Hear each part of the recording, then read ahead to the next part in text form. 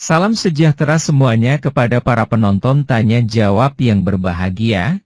Semoga video ini bisa memberikan pengetahuan dan edukasi kepada para penonton, dan jangan lupa untuk like dan subscribe channel ini ya. Ya, shalom, selamat malam Mbak Mikana. Ya, malam. Tolong buka kamera, Bang. Bisakah saya buka kamera sebenarnya? Makasih, Satria. Ya, silakan.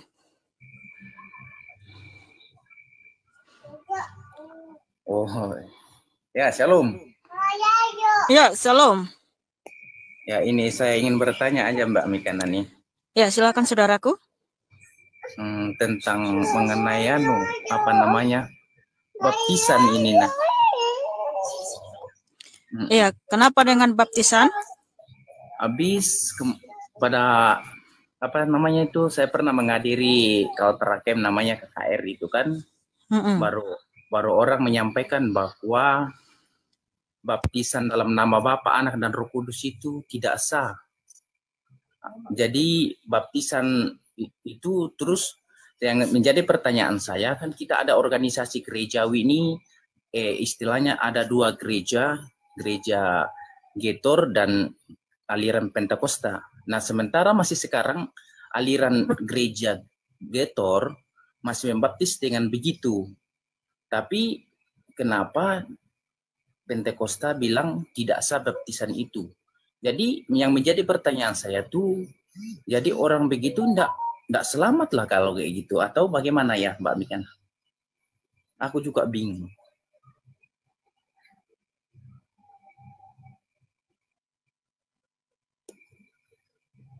Nggak ada suaranya Mbak Mikana. Oke. Lupa saya ini. Belum saya buka. Jadi gini, Tuhan Yesus memerintahkan di Matius 28 ayat 19. Pergi, beritakanlah Injil. Jadikanlah semua bangsa muridku. Dan baptislah mereka di dalam nama Bapa dan Anak dan Roh Kudus. Iya. Nah, di situ ada perintah Tuhan Yesus membaptis di dalam satu nama. Dalam nama Bapa, Putra, dan Roh Kudus. Nah, kalau kita perhatikan, para rasul kenapa membaptis dalam nama Tuhan Yesus? Padahal kan Tuhan Yesus memerintahkan, baptislah mereka dalam nama Bapa, ya, dalam nama Bapa dan Anak dan Roh Kudus. Nah, sementara kalau kita lihat para rasul, ya, kita baca ayatnya.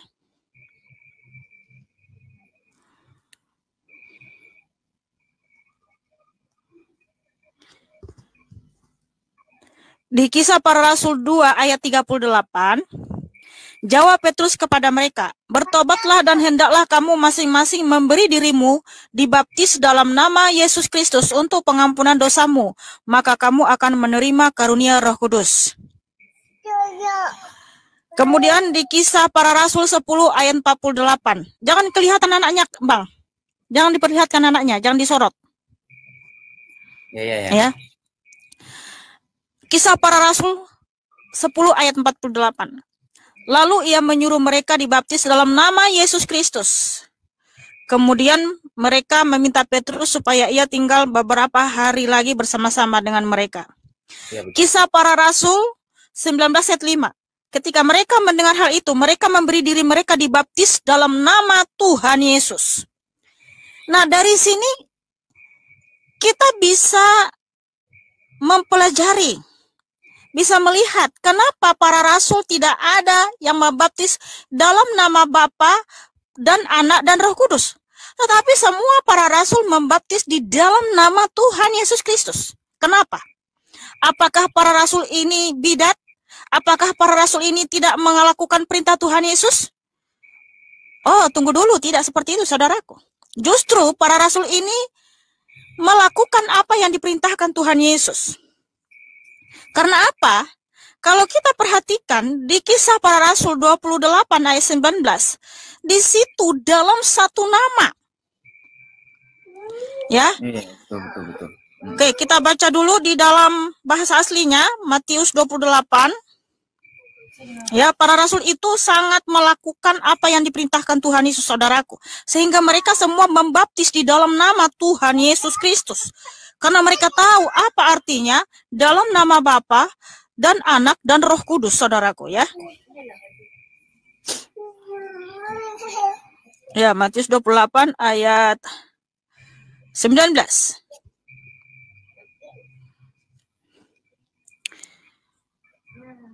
Di situ ya, baptisontes autos eis tu onoma.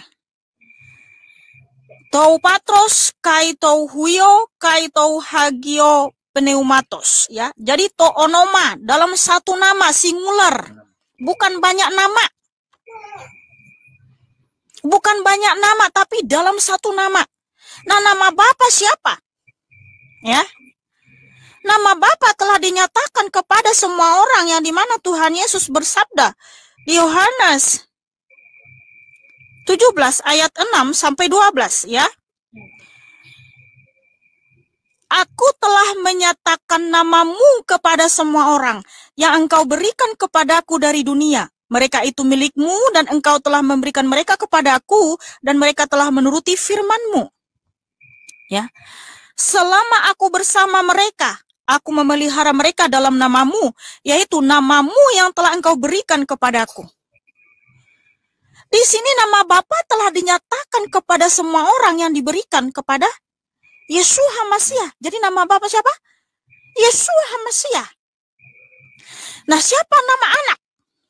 Oke, kita baca lagi ya. Di Matius 1 ayat 21.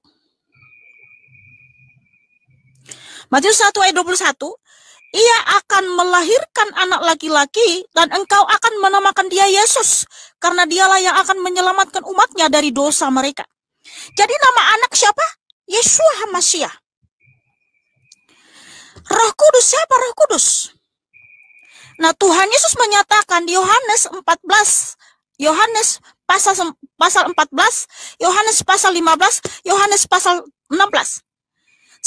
Ketika Tuhan Yesus ada di dalam dunia sebagai anak, Tuhan menyatakan, aku akan meminta kepada Bapa untuk mengutus Roh Kudus, ya, penghibur dalam namaku.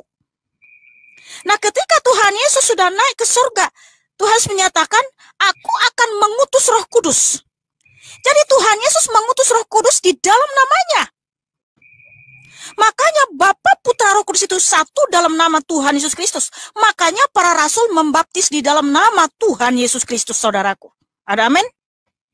Amin. Ah, itu. Haleluya, haleluya. Ya, Sudah paham?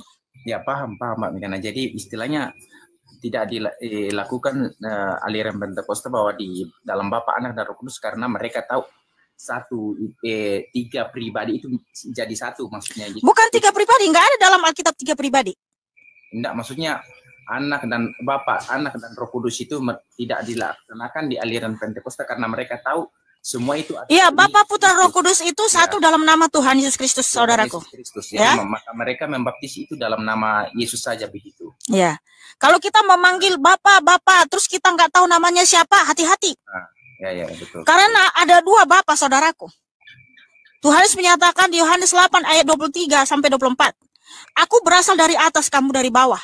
Dari bawah, betul. Kamu dari dunia ini, aku bukan dari dunia ini. Oleh karena itu aku berkata kepadamu, kalau kamu tidak percaya bahwa akulah dia, kamu akan mati dalam dosa-dosamu.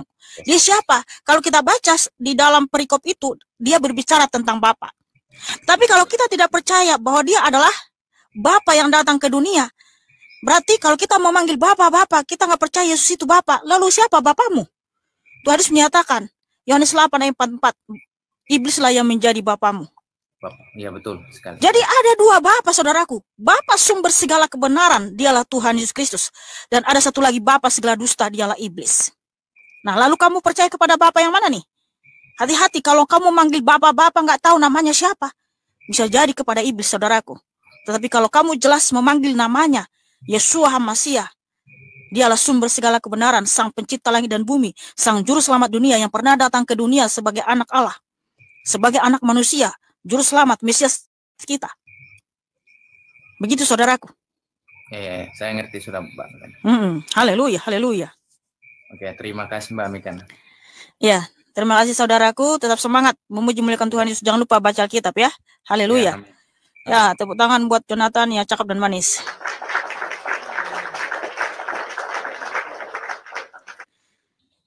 Selamat malam, Asmi Ushi.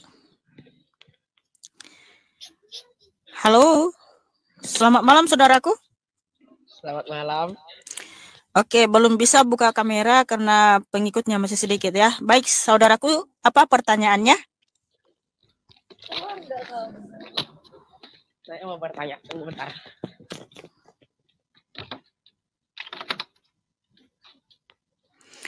Amin, makasih Empu Gandring doanya. Ya, silakan saudaraku. Warahmatullahi wabarakatuh. Ya, waalaikumsalam warahmatullahi wabarakatuh. Saya boleh bertanya ya? Silakan saudara.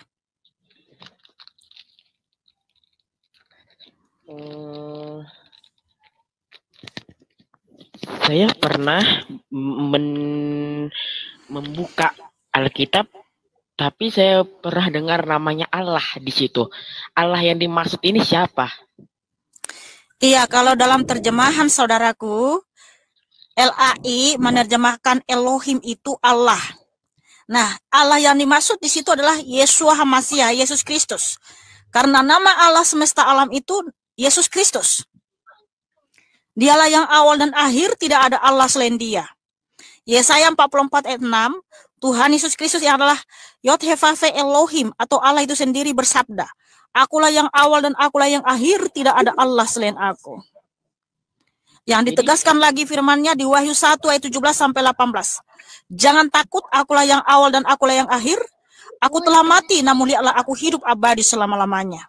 Nah, begitu saudaraku. Ya, jadi perbedaan Yesus Kristus dan Allah ini apa? Atau emang sama? Sama saudaraku, tidak ada perbedaan. Oh, nggak ada perbedaan. Iya.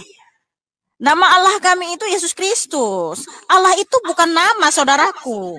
Itu objek sesembahan. Jadi sesembahan kami namanya Yesus Kristus. Orang Yahudi tidak pernah.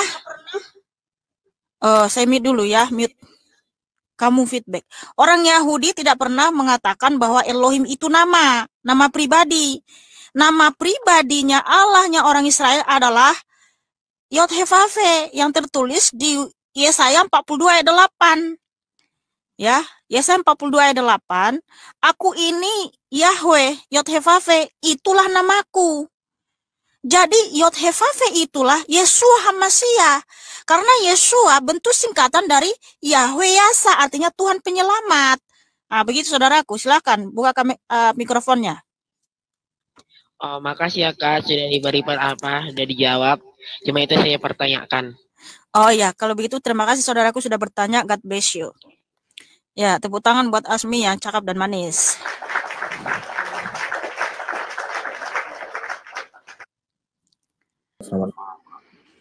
Selamat malam, teacher. Tolong buka kamera, teacher. Oh, kamera. Iya.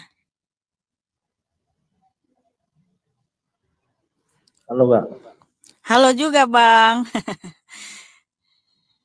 Iya, Bang. Iya. Gimana, Bang? Sebelumnya salam kenal ya, Kak. Iya. Saya mau bertanya. Silakan. Ini tentang tradisi atau budaya gitu ya. Yang dulunya sebelum datang agama, budaya sudah ada istilahnya di Tanah Batak. Saya mau bertanya gini, Kak. Ada dibilang dulu seperti opung mula jadi nabolon kalau dibilang. Apakah di dalam kekristenan opung mula jadi nabolon itu termasuk bagian dari istilahnya termasuk dengan dalam kekristenan atau tidak gitu, Kak? Karena budaya tidak bisa dilepaskan dari agama juga gitu. Kira-kira gimana menurut Kakak? Jadi gini, Itoku. Orang Batak sebelum masuk para penginjil atau jending Yang pertama kalau nggak salah dari Portugal atau dari Portugis ya, yang kemudian sama orang Batak. Lalu yang kedua datanglah Nomensen dari Jerman. Nah, disitulah Nomensen menuai apa yang sudah disebarkan yang pertama sekali, karena ketika ada darah misionaris tercurah, maka akan semakin banyak orang datang kepada Tuhan Yesus ya. Karena kalau ada yang mati martir itu tidak akan pernah sia-sia. Jadi firman Tuhan yang sudah disebarkan itu tidak akan pernah sia-sia. Makanya orang Batak itu hampir 100% ya, orang Batak Toba itu ya, di tanah Batak itu Kristen.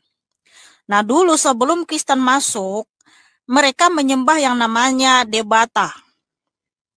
Ya, Debata Mulajari Nabolon. Jadi Debata ini adalah sesembahannya orang Batak. Yang dimana orang Batak percaya Debata Mulajari Nabolon inilah pencipta langit dan bumi. Tetapi ketika Injil masuk, ya, para misionaris mengatakan bahwa Debata Mulajari Nabolon itu sudah pernah datang ke Israel yang namanya Yesus Kristus. Makanya di terjemahan bahasa Batak Alkitab Debata Jehovah. Jadi Debata Jehovah itulah Tuhan Yesus. Nah, orang-orang di dunia ini ya, dari suku manapun, ketika mereka menyebut nama sembahannya, kalau orang Flores Mori ya, jadi Mori yang mereka sembah itu pernah datang ke Israel yang namanya Yesus Kristus. Nah, Gusti ya, Gusti itulah yang pernah datang ke Israel yang namanya Yesus Kristus. Jadi itulah pendekatan Injil ketika kita memberitakan siapa Tuhan Yesus.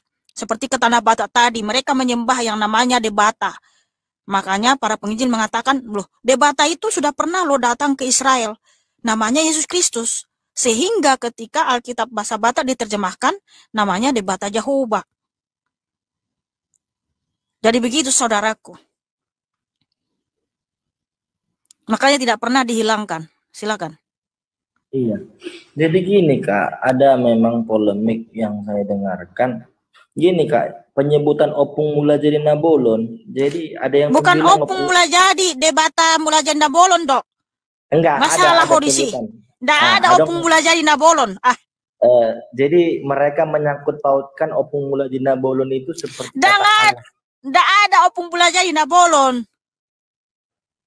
Debata Debata Mulajadi Nabolon. Opung ada dong Opung. Masa Opung Mulajadi Nabolon? Sejak kapan pula Opung mulai jadi Nabolon? Iya.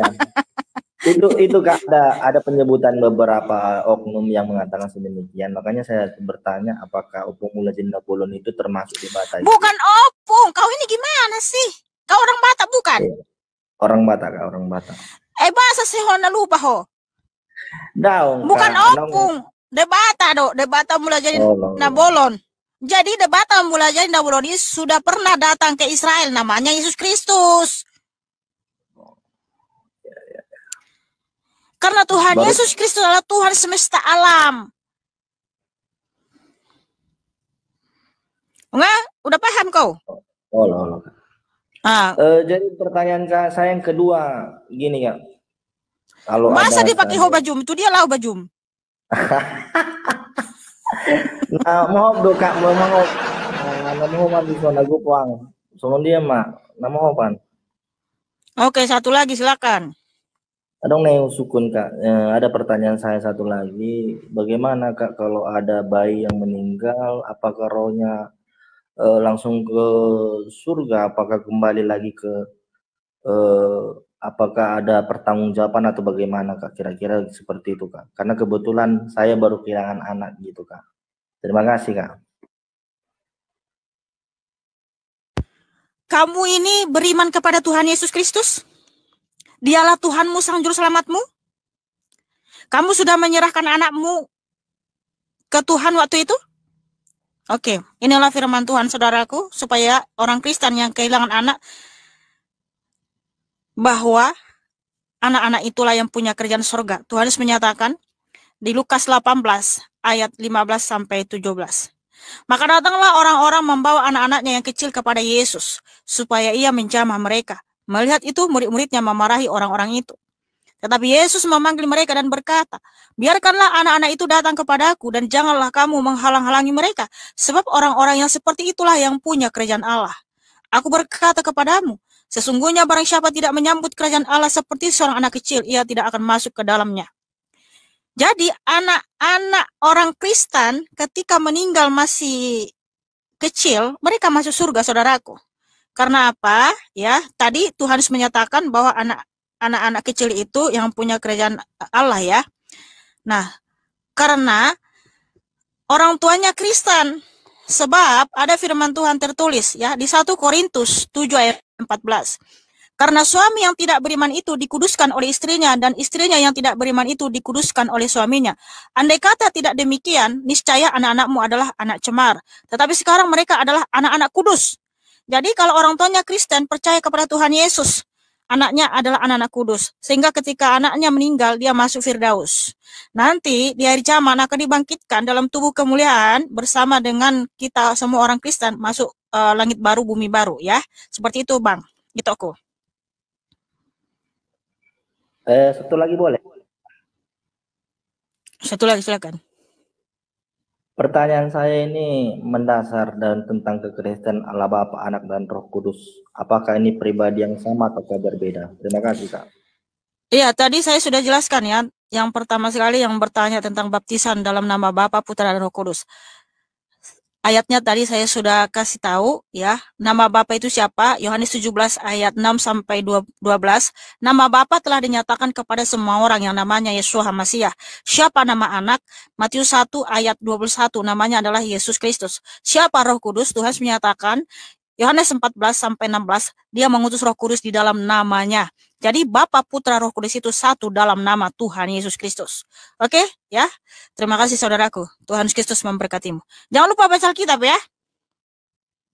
Iya, Kak, karena ada beberapa memang yang saya mau tanya gitu kan. Ingin tahu juga pendapat Kak tentang pengertian Anak dan Roh Kudus gitu kan.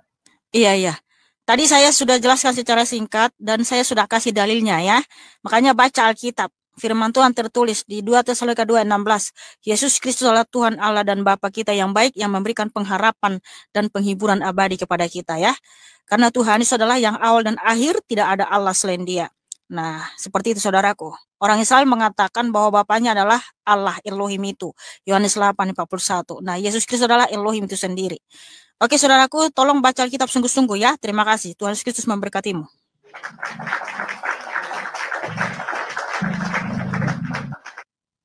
Pada video yang sudah kita saksikan bersama ini ada beberapa pertanyaan yaitu tentang mana baptisan yang benar, atas nama Yesus atau atas nama Bapa, Putra dan Roh Kudus. Sepertinya si penanya adalah orang Kristen yang merasa bingung. Lalu Mihana menjelaskan panjang lebar juga menunjukkan dalil-dalil di Alkitab.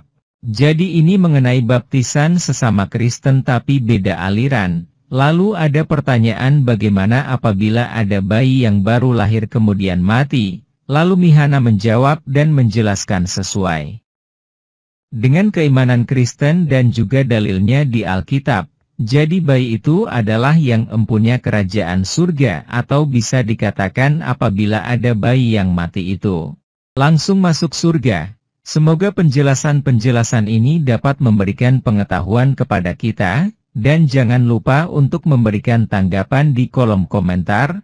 Terima kasih. Jawabannya lihat ayat di Alkitab.